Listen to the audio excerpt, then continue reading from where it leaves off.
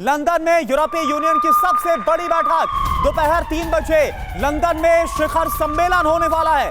Zelensky भी बैठक में शामिल होंगे और हमने आपको दिखाया वो तस्वीरें, ये देखिए एक बार फिर से आपके सामने है जब ज़ेलेंस्की पहुंचे हैं और ब्रिटेन के प्रधानमंत्री सर कीर स्टारमर ने उनको कैसे गले लगाकर रिसीव किया है, अगवानी की है।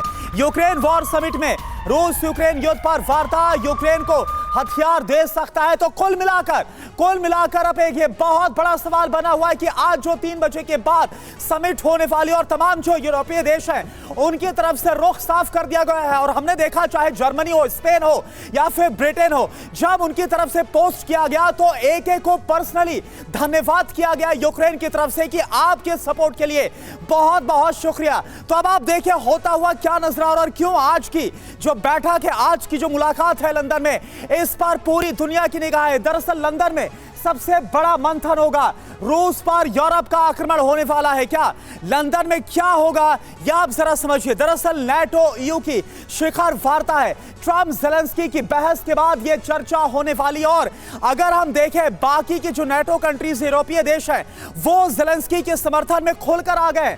ट्रंप ज़ेलेंस्की की बहस के बाद चर्चा होगी आज शिखर वार्ता में क्या संभव है, संभावना क्या है, यह आप देखिए। यूक्रेन को हथियार देने का ऐलान हो सकता है, आर्थिक मदद की घोषणा की जा सकती है। इसके अलावा सवाल क्या उठ रहे हैं, क्या ईयू लंदन से एकजुटता का संदेश देगा, यह अपने आप में बड़ा सवाल है, या फिर यहां पर भी कोई फ्रैक्शन नजर आता है। सिवाज सर आपको क्या लगता है, क्योंकि अगर हम फैक्ट्स पर गौर करें तो अभी तक जो मदद थी नाटो में उसमें हिस्सा जो था अमेरिका का 2/3 था और बाकी नाटो कंट्रीज का 1/3 था। कलेक्टिव पावर की बात करें तो बाकी जो नाटो कंट्रीज है उनकी पावर एक तरफ और उससे ज्यादा रूस ताकतवर नजर आता है। तो क्या नाटो लेस अमेरिका वो रूस का सामना कर पाएगा अगर यूक्रेन की सपोर्ट में आते हैं सभी? हाँ बिल्कुल, देखो ये समझना पड़ेगा कि जो ज़्यादा सपोर्ट थी वो अमेरिका दे रहा था, और ये सच्चाई है कि जो यूरोपियन यूनियन है और बाकी नाटो कंट्रीज हैं इनकी प्रॉब्लम ये थी, एक तो इनकी इकॉनमी अच्छा नहीं कर रही थी, एक ये 2% के करीब अपना जीडीपी के डिफेंस में खर्चा करते थे। तो जो हथियार इन्होंने दिए थे उसके बाद इनकी अपना जो डिफेंस के लिए लेवल इक्विपमेंट का और वेपन का था वो कम हो गया था। अब जब अमेरिका इससे निकल गया है बाहर और अमेरिका ने जो हथियार और जो मदद दे रहा था अभी यहाँ की बजाय इजराइल को देगा, तो क्या जो यूरोपियन कंट्रीज की मदद से यूक्रेन लड़ पाएगा? प्रॉब्लम क्या है यूक्रेन की, यूक्रेन 18% अपनी ज़मीन गुमा चुका है और धीरे धीरे वो हर रोज़ लूज करता जा रहा ईस्ट यूक्रेन में। हाँ ये सच्चाई है, उसने 1200 स्क्वायर किलोमीटर कुर्स्क का इलाका जीत रखा है। अब होगा क्या? अब होगा ये कि अब रूस को मालूम है कि अमेरिका ने हाथ खींच लिया है, वो हमले तेज करेगा। उसका मेन एम होगा किसी तरीके से हारी हुई कुर्स्क वाली ज़मीन को वापस ले और ईस्ट यूक्रेन में और तेज़ी से बढ़े। यूरोपियन यूनियन, यूरोप की जो कंट्रीज हैं कितना ही बोल दें, इमोशन एक तरफ है, सच्चाई दूसरी तरफ है। उनके पास इतनी मदद देने के लिए है नहीं, उनके पास इतने वेपन्स हैं नहीं। क्या वो बूट्स ऑन ग्राउंड डाल सकते हैं? अगर वो बूट्स ऑन ग्राउंड डालते हैं तो फिर ये वर्ल्ड वार की एक प्रकार शुरुआत है। तो मुझे लगता है जो हुआ ओवल के ऑफिस में अमेरिका में अच्छा नहीं हुआ। अभी भी मुझे लगता है कि कहीं ना कहीं रे ऑफ होप है, दोबारा मिनरल डील साइन हो जाए और अमेरिका दोबारा बिल्कुल अमेरिका का ही रुख करते हैं। अमेरिका का जिक्र हो रहा है, वंदना जीगन जी को एक बार फिर स्क्रीन पर जरा लाया जाए। वंदना जी देखिए, सवाल कुल मिलाकर यही है कि ज़ेलेंस्की ने जो किया ओवल ऑफिस में उसका खामियाजा यूक्रेन को ही तो भुगतना पड़ेगा। जिस अमेरिका के बूते ज़ेलेंस्की 3 साल से इस जंग में टिके हुए हैं उसी अमेरिका से पंगा ले लिया। और सुरक्षा गारंटी किस तरह की? अरे भाई आपको यह समझना तो होगा कि नाटो मेंबर आप हैं नहीं, तो नाटो मेंबर जैसी सुरक्षा गारंटी आप एक्सपेक्ट कैसे कर सकते हैं अमेरिका से? यह भी आपको नहीं लगता एक अहम सवाल है?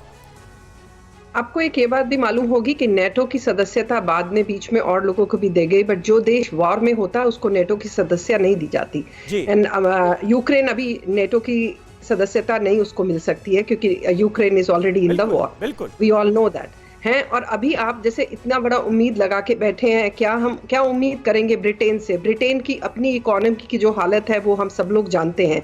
Europe is going through a very big crisis, we all know that. And when we are talking about will in a real manner even Great Britain will be able to take it over what the decision the America has done it, to be honest. In a long run, I don't think so that they'll be able to. And what I am expecting, to be very honest with you, because मैं जो सोच रही हूँ कि Zelensky को अपने terms पे आना ही पड़ेगा, क्योंकि ज़ेलेंस्की ज़्यादा देर तक नहीं झेल पाएगा ये जो 3 साल का भी और प्रेसिडेंट ट्रंप का, अगर आपको प्रेसिडेंट ट्रंप 1.0 मालूम हो, तब भी उन्होंने कहा था कि why should only America contribute so much to the NATO? Why not the other countries? Because they are also means like a developed countries. Let this be France, let this be Germany. This happened before also. उनका जो पहला term था, उन्होंने ये वाली बात को लेकर के आए थे कि हम क्यों इतना खर्च करें। और जब बात हुई नहीं, और इलॉन मस्क साफ-साफ कह रहे हैं, वंदना जी साफ-साफ कह रहे हैं कि अमेरिका को नेटो और यूएन से बाहर हो जाना चाहिए। उन्होंने तो बहुत बड़ा बयान दे दिया इससे लेकर। हमें उससे क्या मिल रहा है? राइट। और ये जो जब अगर वो घर के अंदर सफाई कर रहे हैं तो वो घर के बाहर भी तो सफाई करेंगे। आपने देखा है, क्योंकि जो डेमोक्रेट्स ने हमास को भी फंडिंग देते रहे, वो भी अभी आप देखिए, उधर से हम इजराइल के साथ खड़े थे पर हमास को भी हम फंडिंग दे रहे थे। अब ये निकल के सामने आ रहा है तो अब उधर वहां फंडिंग नहीं जाएगी, जैसे भारत को भी फंडिंग मिली है यूएस एड के थ्रू। सो अगर इस तरह की फंडिंग बंद तो किस तरह से ये सस्टेन कर पाएंगे, ये बात देखने की है। और मुझे इस बात में मैं पक्के गारंटी के साथ कह सकती हूँ कि जो यूरोपियन यूनियन है will not be able to stand going against America. बिल्कुल, तो यूरोपियन यूनियन भले ही खुलकर सामने आ जाए, लेकिन क्या वो रूस के खिलाफ खड़ा हो पाएगा यूक्रेन के साथ उस तरह जैसे बीते 3 साल में जब अमेरिका साथ में खड़ा था? ये बहुत ही नामुमकिन नजर आ रहा है।